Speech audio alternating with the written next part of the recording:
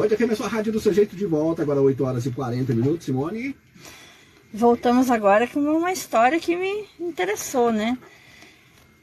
Bom dia, Alexandre. Bom dia. Tudo bem, Alexandre? Tudo jóia. Alexandre, nossa amiga Isabelle Ferrari, né? Me passou um release de uma história assim que eu fiquei encantada, né? A noiva de preto, eu já fiquei assim, ué, nunca tinha visto falar, né? Como que uma noiva entra de preto na igreja? Será que você vai contar pra gente hoje o porquê? Olha, Vai dar uma dica, pelo menos, pra gente? vamos tá curioso? tentar pelas dicas, né? Pra começar assim, você é dentista de formação, né? Sim, sou formado em odontologia pela Federal do Paraná. E essa mulher, né, que entrou na igreja de preto, ela era sua tataravó? Minha bisavó. Bisavó. Minha bisavó. E como que surgiu tudo isso? Essa história toda? Então, veja, o vestido preto, ele é central na história, porque quando a gente estava levantando os documentos, a gente estava fazendo isso porque tinha interesse em fazer uma dupla cidadania, né? Sim. E a gente se imaginava descendente de alemães pelo nome, enfim, pela história. Teu sobrenome é Kramer. Kramer. Entendi. Agora acho que eu comecei a pegar o fio da meada. Vamos lá. E aí a gente pensa, olha, pelo nome deve ter alguma coisa de alemão ali, né? E as pessoas na colônia que viviam no interior de Santa Catarina, do Rio Grande do Sul, falavam alemão. Então, assim, deve ser alemão, né? E aí a gente vai buscando as coisas e o ramo paterno que a gente investigava, ele não frutificou. Ele vai frutificar mais tarde. E a gente caminhava pelo ramo paterno porque essas legislações mais antigas, elas são muito voltadas para o lado do pai, né? É recente que os países têm mudado as leis e garantido cidadania dupla pelo ramo das mulheres. Isso é um avanço recente nosso, né? Então a gente começou também a investigar o ramo materno, porque interessava para a cidadania. E no ramo materno é que a gente vai achar as coisas mais interessantes da história. Sim. Como uma foto com ela se casando de preto. Nossa, E isso chamou muito a atenção da gente e eu coloquei na internet, num site de pesquisa genealógica.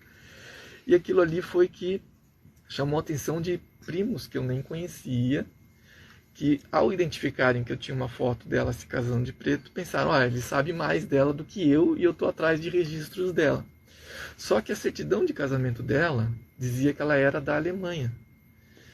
Então a gente procurava registros na Alemanha. E por isso a gente demorou tanto. Foram 13 anos até eu começar a pesquisar. Antes de mim veio a minha irmã e o meu pai. Nossa. Então quando eu peguei, já são 16 anos agora. Quando eu peguei a pesquisa e coloquei a foto, e essa é a questão central, né? Uma prima que morava em Paris na época, brasileira, mas estava estudando lá, me encontrou por causa da foto, a gente começou a conversar, e aí alguns registros batiam que essa minha bisavó não seria nascida na Alemanha. Ela viria de um outro país na Europa chamado Luxemburgo, que é um país bem pequeno, que faz fronteira com a Alemanha, também com a Bélgica e também com a França. E aí, quando essa prima descobre isso, a gente trocando informação, ela escreve e-mails para várias cidades em Luxemburgo, e uma funcionária de um cartório de lá responde a gente com a certidão de nascimento dela. Então, a partir dali, eu consegui mais 60 documentos para trás. Nossa. E aí começou a descoberta. Aí né? foi descobrindo tudo. Aí foi uma coisa atrás da outra. Então, e por que ela se casou de preto? Bom, na verdade, vocês vão ter que assistir o documentário para descobrir. Já fazendo um parênteses aqui, aonde que a gente acha esse documentário? Como é que funciona? Olha, bem facinho. Nas redes sociais, nós estamos em todas, Instagram, Facebook, YouTube. Procurem A Noiva de Preto. Hashtag A Noiva de Preto. A Noiva de Preto. E tem o site anoivadepreto.com. Daí lá vocês vão ter um link, podem assistir. Tá? O documentário está disponível. E esse documentário, vocês fizeram aonde? Mostrando... Onde se passa, né? Onde é ambientado, como é que é mais ou menos? Assim, só para a gente ter uma... Isso. Algumas surpresas durante a pesquisa mostraram, por exemplo, que eles não tinham vindo para o Brasil. Antes eles passaram pela Argentina. E isso era um fato desconhecido, inclusive, nos registros históricos, tanto de lá, de Luxemburgo, quanto da Argentina, quanto do Brasil. E isso é um dos motivos pelo qual a gente resolveu escrever o livro também. Tem o livro também. Tem o livro. Olha, já o livro já fala da família Pierret, que é a família da minha bisavó, né? e a conexão argentina da história deles. É um livro histórico que relata os fatos, né, cronologicamente.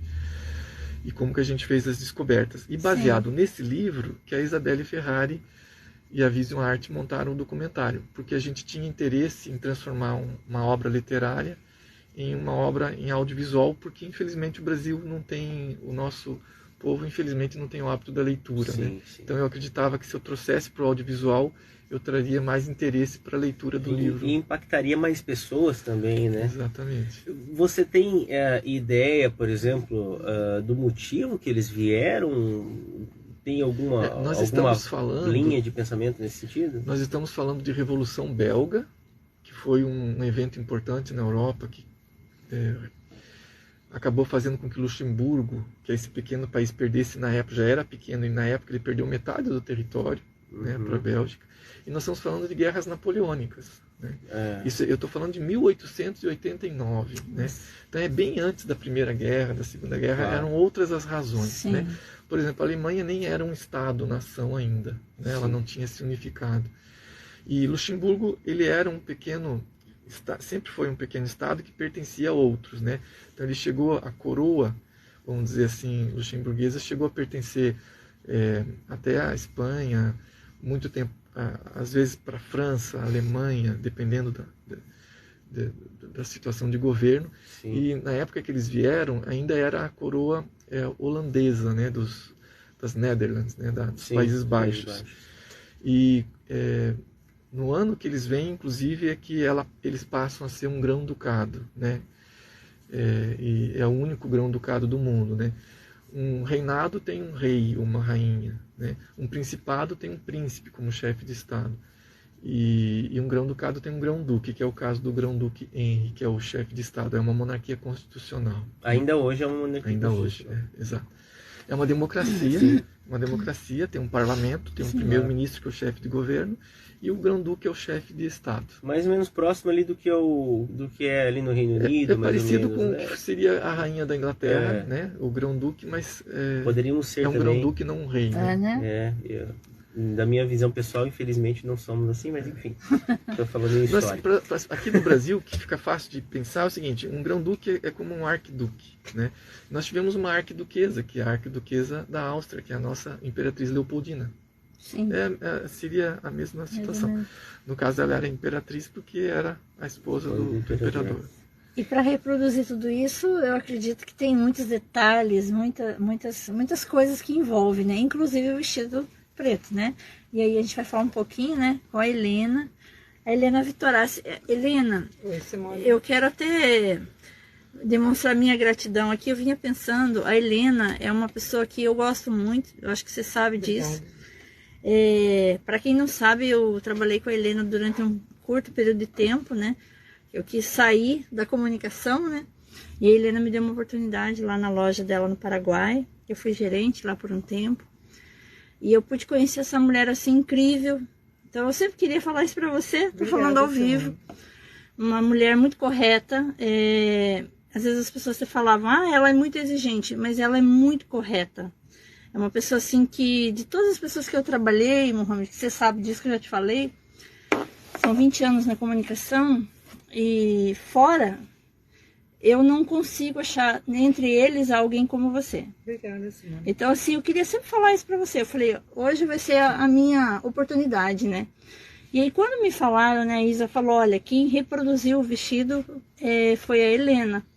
Falei, então... Deu certo. Achei a deixa pra trazer ela no programa, né? Eu acho que eu já tinha até te convidado há um tempo atrás, né? Então seja muito bem-vinda também. Obrigada pelo convite. Nessa história linda, né, que o Alexandre está contando. Como que é reproduzir um vestido desse? É algo assim totalmente diferente, né? Então, eu acho que ele envolve também, como você falou que tem uma admiração por mim, eu também tenho pela Isabelle Ferrari. Sim, é uma querida. Eu acompanho ela há muitos anos, eu até fiz o vestido de noiva dela quando ela casou. E ela tá ouvindo aqui. Ela tá? Tá. Ela tá aqui na VIP. E eu tava no ateliê trabalhando. Oi, Isabelle, tudo bem? Olha aí, ó. Eu estava no ateliê trabalhando e ela me enviou uma mensagem. Falou assim, Helena, eu preciso de um vestido preto para fazer um documentário. Falei, não, vem aqui, vamos escolher um vestido preto, tudo mais. Eu não tinha ideia, eu imaginava quanto seria esse documentário, a grandeza dele. Sim. Daí até que ela foi me inteirando de tudo, daí ela falou, vou te passar o contato da moça que vai usar o vestido. E essa moça é de Curitiba, a irmã do Alexandre, a Anne. Ah, é a irmã do Alexandre. Você foi o noivo, então, né? Eu fiz o papel do noivo. Que Ele bacana. deixou o bigodão. Olha, gente, que legal. Eu nunca usei bigode, acabei eternizado no documentário com bigode. Daí eu entrei em contato com a Anne, daí eu falei assim, Anne, eu vou ter que fazer um estudo, porque daí eles me enviaram a foto. E a foto era preta e branca. Daí eu falei assim, gente, eu vou ter que reproduzir as flores do cabelo, o véu, tudo. Daí a gente conseguiu transformar a foto em colorida. Daí descobrimos que no meio das flores tinha um passarinho. Olha. Que o véu era todo trabalhado, bordado. Que o vestido tinha pérolas. Nossa, um luxo, né? Nossa, era muito lindo. Eu falei, gente do céu, mas eu preciso de mais detalhes para ver o corte do vestido, tudo. Daí entrei em contato com o museu lá no Rio Grande do Sul. Acho que foi até a Anne quem passou o contato. Daí lá no museu eles têm um vestido exposto, assim, mandaram vídeos. Daí a Anne mandou, a mãe dela tirou as medidas, me enviou as medidas. Daí eu fazia vídeos mostrando pra ele como é que tá ficando. Esse vestido, deixa eu ver se eu entendi. Esse vestido, ele está no museu? Não, para mim poder reproduzir o da Anne, eu entrei em contato com o pessoal do Museu do Rio Grande do Sul, que fizeram um vídeo, porque lá os gaúchos, os italianos da Itália, eles têm muita tradição de guardar as coisas antigas deles em museu. Para tirar uma base do que eram os vestidos naquela época, né? Então o estudo foi muito profundo nesse lado também. Sim, com certeza. Daí eu ia fazendo pesquisa de tecido, mandando para a Anne para ela escolher. E a Anne chegou no dia do documentário, né? Olha só a responsabilidade. Tinha que dar tudo certo. Ela chegou no sábado de manhã para provar o vestido e sábado à tarde era o documentário. Ela chegou, provou aquele vestido que é igual uma luva. Não precisou mexer nada. Nossa. E ela ficou tão emocionada, Ela falou assim, Helena, ela me chamou muita atenção. Ela falou, nem quando eu usei meu vestido de noiva eu fiquei tão emocionada, ela falou. Você veja só, né? E foi assim, tudo foi mágico, foi aquela coisa que foi envolvendo. Eu acho que foi tudo pessoas certas, né, Alexandre? Porque eu me envolvi muito com essa história. E a hora que eu vi ela emocionada, eu me emocionei também. Com certeza, né? Olha a responsabilidade, hein? Nós nos sentimos abençoados, inclusive, por eles, né? Porque Sim. é em memória deles, é como se estivéssemos honrando os nossos antepassados. Com certeza. E a Helena deu uma pista aqui importante, né? Ela ligou para um museu, fez uma pesquisa histórica, né? Olha aí. E aí você já pode identificar que a Maria Perret, a minha bisavó, não é a única mulher que se casou de preto na história da humanidade. Sim. Olha só, então a gente tem mais coisas a descobrir. Eles querem que envia para eles. Olha aí. Exatamente. Eu, sinceramente, estou muito curiosa, porque as noivas eram muito, para a época, né? Eram bem modernas, né? Então, deve existir um porquê Tem que a gente vai descobrir. Eu sei o porquê, mas não vou contar também. Não, a gente vai ter que assistir, a gente tem que assistir para saber. Com certeza. E eu vou falar uma coisa, eu achei muito interessante essa questão dessa pesquisa para desenvolver o vestido. Entender o quanto a figura do vestido tem, né, de importância nessa história, né? É óbvio que o personagem é a sua ancestral, né? A sua bisavó. Sua bisavó. Mas também é muito claro que o vestido em si, ele tem um peso fundamental nessa questão toda, né? Então, assim, você tem um carinho, você tem uma dedicação e você tem um comprometimento, né? Mais uma vez, a gente usando a palavra comprometimento aqui, você tem um comprometimento, né, de buscar fazer o mais fiel possível, de fazer algo que realmente busque ter a essência do que foi o original, no caso, né? Nessa reprodução. Eu acho muito importante, porque senão você poderia pegar qualquer vestido próximo, parecido, não, tá aqui, beleza. Mas não, você teve um comprometimento e se dedicou para que ficasse o mais perfeito possível, para que realmente tivesse sentimento naquilo, né? E teve a roupa do noivo também, né? Pois eu ia até perguntar agora, mas o noivo também tem uma roupa especial? Exatamente, foi lá com a Sara que a gente, com a Helena. Com a Helena que a gente também fez, exatamente. Olha. E eu estudando assim tanto tempo a história da moda, a gente vê como a roupa também influencia e marca também, né? Porque assim, a história de como começou o vestido branco, o vestido preto, então quem vai estudar isso vai entender o porquê. Tudo tem um porquê, um sentido, né? Sim. Preto. E a gente foi buscar isso, e assim, até uma curiosidade que eu não tenho, né, é difícil eu ter, não tive oportunidade de falar sobre isso ainda, então até é de primeira aqui. Sim, opa! Quando a gente escreveu o livro ainda, eu não tinha certeza absoluta das razões. Então o livro foi publicado sem eu ter certeza das coisas, então eu coloquei as hipóteses. Ao longo do documentário que a Isabelle vai fazendo, a Isabelle fez um trabalho jornalístico muito importante, nós vamos fazendo outras descobertas. Então as coisas vão acontecendo e a gente vai descobrindo no meio do caminho.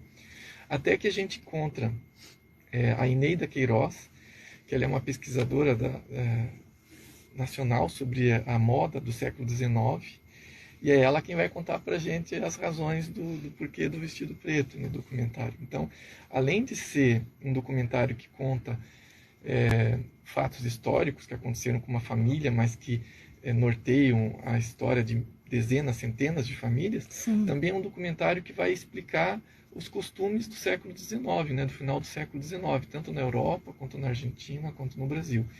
E algo importante de ressaltar é que, assim como eu, que não conhecia a história, né, não fazia nem ideia da origem dos antepassados e dos costumes deles, assim foi com dezenas de pessoas que nós conhecemos durante o processo.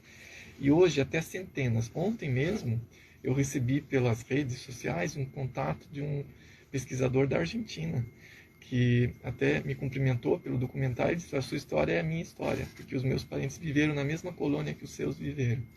Olha só. E eles escreveram agora recentemente um livro com 300 páginas, que eu até falei assim: poxa, eu precisava ler esse livro antes de escrever o meu próprio livro, né? Sobre a colônia. Sim. Então, e sempre as fotos muito marcantes em todo o processo, né? Aí, Mohamed, você que gosta de foto, que é fotógrafo? Olha, e a verdade é que a fotografia, ela tem uma importância muito São grande. memórias, né? E talvez Recordações. Hoje, com esse advento da tecnologia, pareça que não, parece que é muito fácil tirar foto. E de fato é muito fácil tirar foto. Mas existem fotos e fotos, né? E eu acho que a gente entender a importância que tem um registro, né, principalmente para a posteridade, né, você tirar naquele momento em que ela tirou a foto, era uma coisa e era uma importância.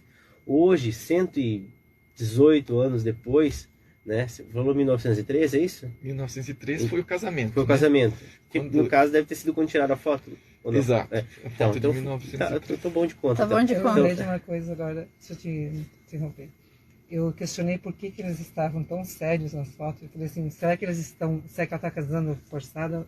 Eu pensei isso, sabia? Diz que não, que você não podia mostrar sorriso, né, Alexandre? Era moda naquele tempo você tirar fotografia sério. Na verdade, ela sempre foi muito sorridente. Nós temos fotos dela sorrindo. Mas as fotos oficiais, vamos dizer assim, de casamento, todas as pessoas dessa época, vocês vão ver fotos de pessoas sérias, elas não sorriem nas fotos, porque parecia ficar bobo. Então era o preconceito você da coisa. vê, Você né? não sorri porque você vai parecer bobo na foto. Sim, o que acontece? Eram pouquíssimas, eram escassas as fotos. Então você também não tinha muita margem para erro, né? Não existia muita margem para errar na foto. Então você tinha que estar muito sério, muito bem posicionado, muito direitinho, porque você não tinha como você ficar tirando foto igual agora, que a gente tira 10 fotos para tirar uma, talvez. Não funcionava Era aquele assim. momento, então, né? de fato, o que você falou é verdade. A gente, quando vai buscar ali na história da fotografia, e indo mais para trás, quando a gente pega aqueles retratos que eram pintados, que é um tipo de fotografia praticamente, né? Era todos muito sérios, muito sisudos, né? Mas é porque era a forma de se fazer na época, né? É bacana a gente buscar isso também, né? Porque às vezes as pessoas falam, nossa, aquelas mulheres naquela época, você falou, deviam casar forçadas. Não, tem uma história, estuda, tem uma história, pesquisar o motivo. É que né? o primeiro momento eu pensei assim, mas ela casou de preto por quê? Não foi um casamento que ela queria, né? Mas é o que você falou, falta estudar e saber o porquê, né? Tem um porquê. Eu queria ressaltar, no caso da Helena, que ela fez um trabalho brilhante, porque como ela comentou aqui, a minha irmã vestiu no dia o vestido. Nossa, deu deu certinho, encaixou, porque, né? assim, o trabalho de pesquisa no museu, que é o Museu de Venâncio Aires, também foi algo super importante, porque a gente não tinha ideia. Eu lembro que você se queixou assim, poxa, mas que vestido, que tecido que é? Como que eu sei? Como que eu descobri uma foto, o tipo de tecido, né? Mas foi a partir da foto, enfim, aquilo ali é o começo. E você conseguiu fazer uma coisa extraordinária, né, Helena? Foi uma missão. Foi um Dá para escrever um livro só do vestido. Mas essa história vai entrar no meu livro. Olha aí, viu? Que bacana. Nós vamos ter que pedir um intervalo, né? Helena, a gente quer agradecer a tua participação nesse bloco. E quando tiver também com o seu livro, venha nos contar aqui. E a gente volta no segundo bloco para falar um pouco mais sobre a maquiagem também, né, da época. E a gente vai estar aberto aí para contar mais história, mais os detalhes, tá? Essa história vai render. Essa história eu acho que vai render muito, gente. Band FM, agora são 9h11 de volta, Simone. E nós voltamos aqui com o Alexandre e agora ele trouxe outra convidada que fez a maquiagem, né? Que também é algo muito importante, né? Nós falamos com a Helena, essa reprodução do vestido, né, Alexandre? Deu toda uma pesquisa, né? Mas a maquiagem também, né? Então, esse que é o detalhe de quando você está fazendo um filme de época, né? Sim. Um documentário, no nosso caso. Porque tudo isso tem que representar a atmosfera de como eles viviam. E, aliás, isso é um rigor que a gente precisa até ressaltar aqui, porque às vezes as pessoas fazem julgamentos, né, com a régua de hoje. Então, Sim. tem que tomar muito cuidado para não julgar as pessoas, né? Sim. De acordo com a nossa visão de mundo. Porque Sim. a nossa visão de mundo não é a visão de mundo que eles tinham. Totalmente diferente. É totalmente diferente. Então, às vezes alguém poderia pensar assim, nossa, que horror, casou de preto, né? A cor do luto, né? Eu acho que a primeira impressão, né, se a pessoa não procurar saber, é mais ou menos essa. E existem razões boas e ruins para essa cor, né? Quem assistiu o documentário vai saber. A gente tá tão curioso aqui. E a Sara, Sim. eu queria dizer, Sara, assim, ó, eu nunca usei bigode na vida. Foi ela que A Sara reproduziu o bigode, olha aí, A gente. gente sabe. Foi muito legal, porque quando nós fomos fazer a visita técnica, eu já tinha o material na mão, a Alexandre já tinha me passado o material e a foto, né? Sim. Quando surgiu a ideia da noiva de preto. E aí, eu e a Isabelle, nós nos olhamos e eu falei, Isa, nós temos duas opções. Ou eu faço uma prótese com o cabelo dele, Falei. ou nós pedimos para ele deixar o bigode crescer. Teve que deixar E o bigode no dia eu crescer. moldo. Daí nós levamos a ideia para ele dentro da igreja, para não ser. Ele não falou, não, né? A gente estava dentro da igreja. Na igreja na não hora. vai poder brigar com a gente, né? E ele ficou olhando para nós duas. Mas, assim, o processo da caracterização foi muito legal. Nós temos fotos de todas as semanas. Nós fizemos o diário do bigode do Alexandre. Nossa, Olha olha aí, ó. poder ver O se noivo ia dar também, certo. o noivo também era bem. Daquela época os noivos também eram bem vaidosos, pelo jeito, né? O cabelo era muito bem arrumado, era aquele cabelo muito certinho, era um visual muito clean, era uma coisa muito clássica, e a gente tinha que reproduzir. A nossa sorte é que o Alexandre, ele é assim. Ele Então, tem esse caiu como uma perfil, luva. Caiu como uma luva. E aí, eu e a Isabelle ficamos nos olhando e olhando para o Alexandre, imaginando o Alexandre de bigode. E eu falei, Isa, dá pra pedir pra ele deixar o cabelo crescer e cortar na véspera. E eu faço a prótese igual, com o cabelo dele. E eu faço ela lá e a gente aplica no rosto dele pro dia da gravação. É um pouco desconfortável, porque o bigode em si, já, pra quem não é acostumado, já não é uma coisa muito confortável. Mas a prótese vai ficar uma coisa assim, fica bonita, fica natural, porque é feito com cabelo humano. Mas a gente podia deixar ele viver essa experiência de se caracterizar durante esse mês. Nós tivemos um mês, né, de preparação, deu 36 dias, se eu não me engano, do dia da visita técnica ao dia que nós decidimos, bom, batemos o martelo, nós vamos gravar esse dia. Aí nós escolhemos, foi dia 1º de dezembro, né? Foi. 1º de dezembro de 2020. Foi tudo no ano da pandemia. Foi tudo no ano da pandemia. Mas notícias boas, né? Sara, antes de você falar da maquiagem da noiva também, que a gente já viu que o bigode do noivo vai dar muita repercussão ainda. Olha que esse noivo tá querendo lugar de destaque ainda. Aí não vai ser a noiva de preto, vai ser o noivo do bigode, né? Algo assim. Sara, a gente não se conhecia pessoalmente, mas você participou de um evento nosso em 2019, né? Que foi o Red Day. Sim, foi um prazer. Não sei se o Mohamed lembra. Sim, sim. Que foi um evento também de ação social, né? E eu gostaria de saber um pouquinho de você também. Você é maquiadora profissional, você estava me falando. E a tua especialidade é noiva. Sim, especialidades são noivas. E agora virou também para noivos. E agora também são noivos.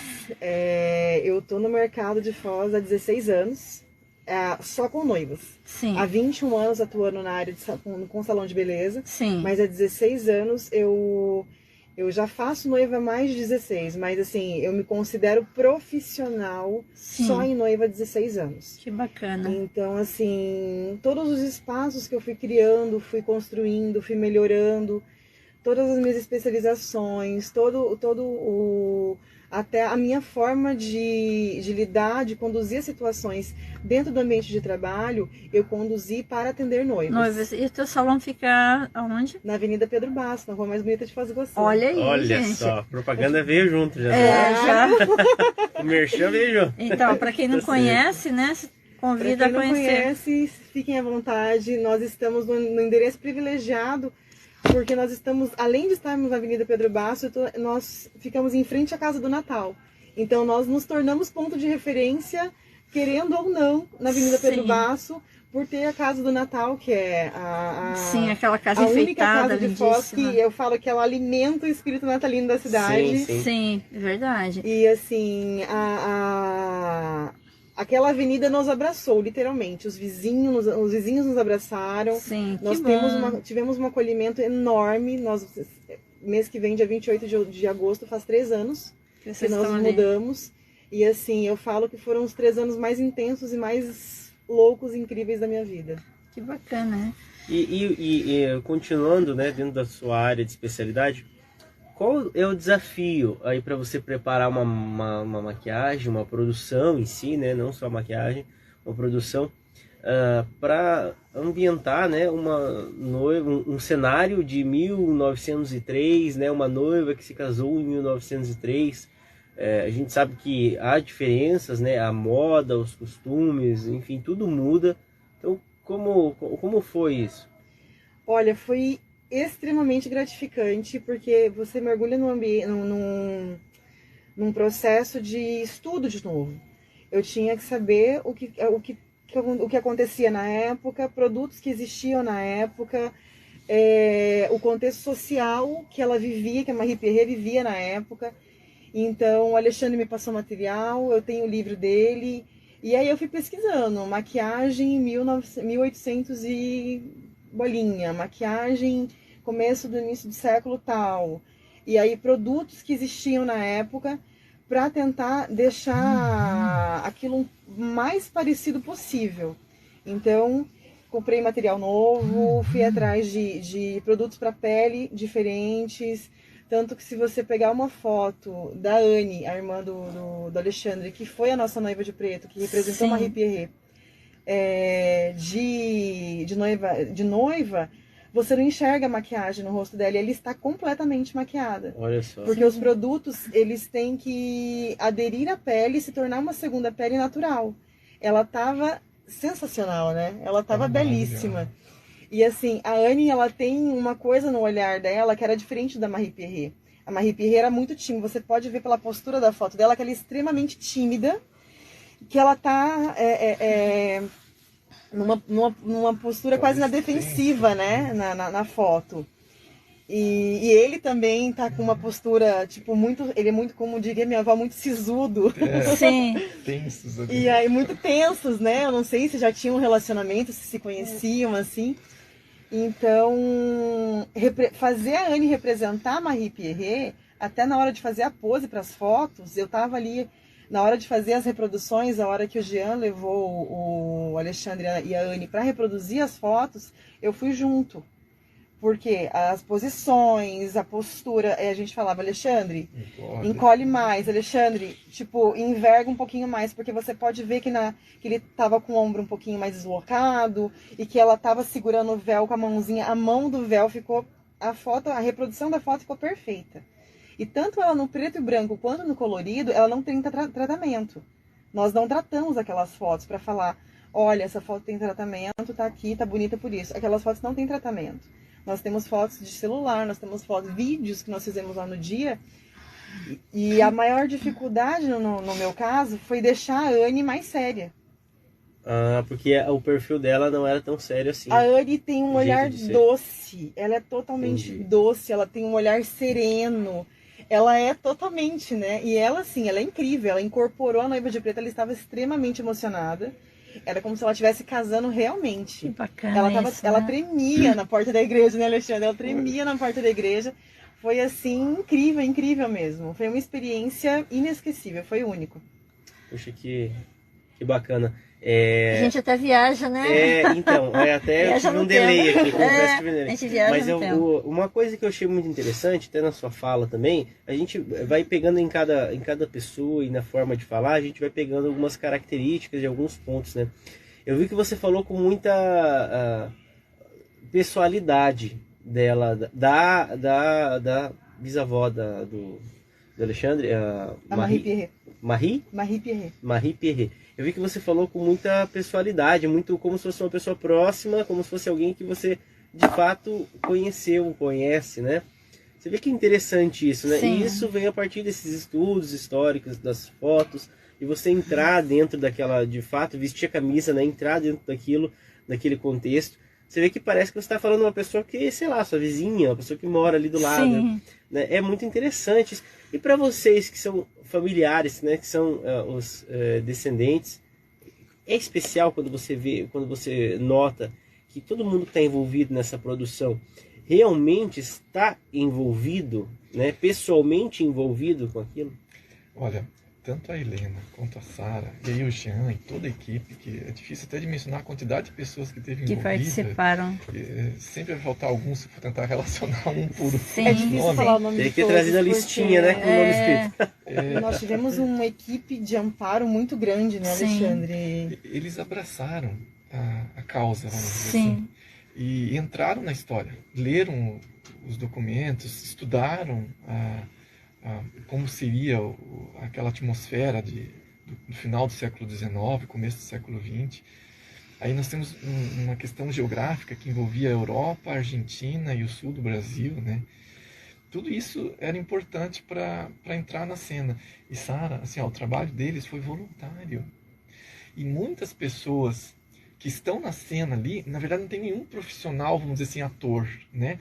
Todas as pessoas ali são voluntários, vários deles meus primos, que eu conheci no dia. Olha que legal só. isso. No dia que vieram do Rio Grande do Sul, me conheceram pela internet, falaram, eu quero estar na cena do casamento, eu quero participar da Mas é cena do emocionante, casamento. né? Então, assim, a atmosfera, para nós que éramos família, vamos dizer ali, assim, não tem como descrever em palavra, porque é emocionante, não só aquele dia do momento que vocês estavam conosco ali, a gente estava reproduzindo uma cena de 1903, mas também durante o processo de pesquisa, quando eu visitei os locais onde eles viveram, na Argentina e na Europa, cada vez que você chega num local que você tem certeza absoluta, ele viveu aqui, ele nasceu nessa casa, ele morreu nessa casa, né? Ele está sepultado nesse cemitério, que a gente pode visitar esses locais, assim, de palavra não tem como falar, é indescritível o sentimento. Eu até acho que todos nós, todos que estão nos ouvindo, deveríamos fazer uma busca parecida, porque eu me sinto mais tolerante hoje em relação às descobertas que eu fiz, porque a gente se descobre irmãos, somos todos irmãos de sangue, né? Porque nós viemos sempre, nós temos uma Eva mitocondrial, né? Que é a mãe de todos nós, né? E descobrir que essas pessoas, assim, outra coisa interessante, não imaginem que você vai buscar teus antepassados, você vai achar um rei e uma rainha ali atrás. Nem Tá? sempre, né? Essas pessoas eram pessoas muito simples, que migraram porque a vida era difícil onde eles estavam. E nem por isso as histórias são menos fascinantes. Sim, com certeza. Bacana, né? Eu acho que, eu comentei antes também, mas eu acho que a questão, o fator histórico, ele é muito importante. E eu acho que é uma coisa que tem se perdido muito, principalmente na nossa atualidade, na nossa juventude, né? As pessoas perdem a importância, A importância, que a história traz. São nossas raízes, né? Quando a gente tem essa noção de que tudo que onde a gente está agora, só estamos, só existe porque houve uma construção histórica que nos trouxe até aqui. Seja em questão de uma árvore genealógica, né, da família, seja em questão dos avanços que a gente tem na tecnologia e tudo mais, tudo foi uma construção histórica. Um dia a gente estava lá na caverna, entendeu? E agora a gente está aqui. E isso não aconteceu do nada. Então, se a gente não valoriza esse percurso, o que a gente vai construir para frente, né? O que a gente vai deixar também para os nossos filhos, os netos, os que virão, né? Tem deixar nossa história também, né? Sim, com certeza. Eu imagino que você comentou que seus primos estavam ali na cena e tal. Basicamente, são aqueles antepassados, só que agora estão representados, né? Agora imagina a emoção, né? Porque um pedacinho dele está lá, um pouquinho daquele DNA está ali dentro, né? É interessante a gente pensar nisso, né? Porque o ser humano, essa função de reprodução que a gente tem, além do que é na natureza, é também para perpetuar, para nos perpetuarmos, né, na sociedade, no mundo, né? Nós reproduzimos porque nós sabemos que um pouquinho de nós vai continuar aqui o dia que nós não estivermos mais de forma pessoal, né? É interessante. Eu acho que falta reviver um pouquinho mais. Como você falou, eu concordo muito com você. Eu acho que falta, fica uma dica, digamos assim, né? De que as pessoas comecem a revisitar, não pensar só no futuro, que é bom, mas comecem a revisitar o passado e a sua história. Ser grato, para entender, né? como chegou até aqui. Ser grato aos antepassados. Sim. Eu acho que isso é bem importante, né? Porque eu imagino a tua emoção da tua irmã lá naquele momento, né, Sara? De encontrar primos, como você falou, que só encontrou ali naquele momento. Então, aquela história possibilitou vocês estarem ali naquele momento revivendo aquilo, né? Então, acho que para todos, assim, deve ter sido muito emocionante. Eu tô aqui, eu tô quase chorando, gente, só de imaginar a cena. Eu gosto de lembrar o papel das mulheres nisso. Porque, tudo bem, eu estava lá no meio, mas eu sou só fruto das mulheres maravilhosas em volta de mim. Olha aí, tá aqui, olha, viu? Olha, é que a nossa rede de apoio foi muito grande, né? A rede de apoio foi muito grande. A Isabelle não está aqui, mas eu falo que a Isabelle, ela é... A Isabelle... Ela e a Kathleen são demais. A Kathleen trabalhou, ela fez todo o acervo de roupas. Então, assim, ela, além de estar com os figurantes ali, ela coordenou todos os figurantes, ela coordenou todo o figurino dos figurantes, e foi aquela coisa... E elas trabalham muito bem juntas, as duas, né? É incrível, São incrível. Sim. E assim, aí o Alexandre tava ali, ele... Tá tudo funcionando. Parecia um balé, né? Exatamente. Era um balé, as peças se moviam aonde muito foi, bem. a minha curiosidade aqui, aonde que vocês fizeram essas cenas? Qual foi a igreja? Onde foi essa reprodução toda? A cena do casamento foi gravada na igreja São José Operário, aqui em Foz do Iguaçu, porque ela é muito parecida com a igreja São João Batista de Santa Cruz do Sul, no Rio Grande do Sul, que foi onde aconteceu o casamento de verdade. Então a gente estava no meio da pandemia, a gente queria deslocar a equipe lá para o Rio Grande do Sul. Sim. Mas assim, possível. além da questão de custo, não era possível por causa das dificuldades de trânsito, né, no país. Claro. Então nós resolvemos achar uma igreja mais parecida com o que é. Inclusive, a igreja original não existe mais. No lugar dela foi construída uma catedral gótica, que é a maior da América Latina. É maravilhosa aquela igreja. Olha só. Em Santa Cruz do Sul, um ponto turístico importante, né? Uma igreja muito bonita, mas a igreja original do casamento, ela era pequenininha e não existe mais, né? Ela está eternizada hoje no documentário. Você é aqui de Foz do Iguaçu mesmo? Não. Eu sou só nascido em Curitiba, mas eu cresci aqui Sim, eu vim para cá com 2 anos. Vive aqui, mora aqui em Foz do Iguaçu. É de Foz do Iguaçu, então, né? Sim, sou iguaçuense. Iguaçuense. Olha, gente, o nosso bloco tá... A história tá maravilhosa, né? Eu já quis continua no documentário. E continua no documentário e a gente ainda quer saber a história do vestido, né? Que agora já deu para entender que ela não estava casando de vestido preto, porque ela estava casando forçado, digamos assim. Mas tem todo talvez um costume, algo assim na história, né? Que a gente vai procurar saber com o documentário. Entre lá em anoivadepreto.com, é bem facinho. Olha aí, gente, olha a dica. Tem um programa pro final de semana, eu vou assistir. Muito obrigada, Alexandre. Vocês me permitem um minuto? Sim, claro. É importante só lembrar o seguinte, o livro que deu origem ao documentário, nós estamos doando para escolas e universidades e bibliotecas. É só entrar em contato lá no site da Noiva de Preto, tem um formulário para preencher, escreve para mim que a gente tem feito doações. Olha aí, bacana. Sara, muito obrigada também a você. Eu que agradeço, foi um prazer estar aqui e falar sobre, né, como diz Isabelle, o nosso filho nasceu. Que legal. E a Noiva de Preto é incrível, eu recomendo que seja sim um programa do final de semana, porque vale a pena você ver em cada detalhe do documentário o coração de todo mundo que foi envolvido. E aproveitar e mandar um beijo para a Isabelle Ferrari. Ela sempre nos traz assim pautas maravilhosas, grandes histórias. Então um abraço para ela também e a gente já volta para o último bloco.